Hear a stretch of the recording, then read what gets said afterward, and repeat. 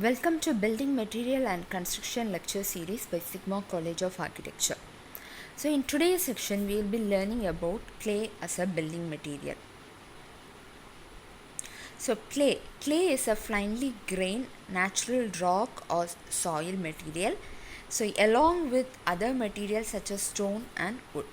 So they can be also, it is used as a construction material for thousands of years.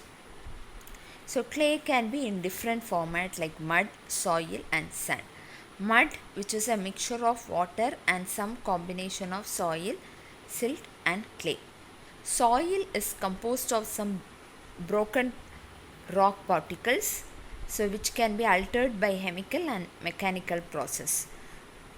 So this is obtained by weathering and erosion or precipitation of some rocks.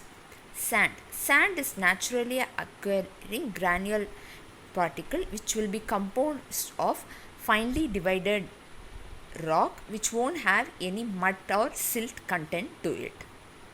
So here you can see the difference in the particles. Okay, so first you'll see sand which will have a little bigger particle, silt or mud which will have some very granule particles. Clay, when compared to other two, it will have little more bigger granule particles which will have clay or like water molecules in between. So next we will see soil layers.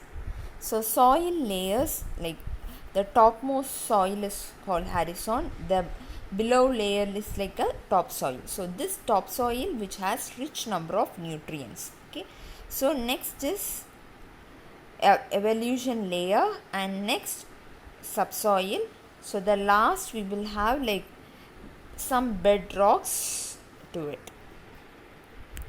So clay as a building material, like right from the olden age, clay is used as a building material in different format like adobe, cob, rammed earth, wattle and daub, clay plaster or like clay mortar. Also you can use clay to prepare some ceramic materials. Thank you.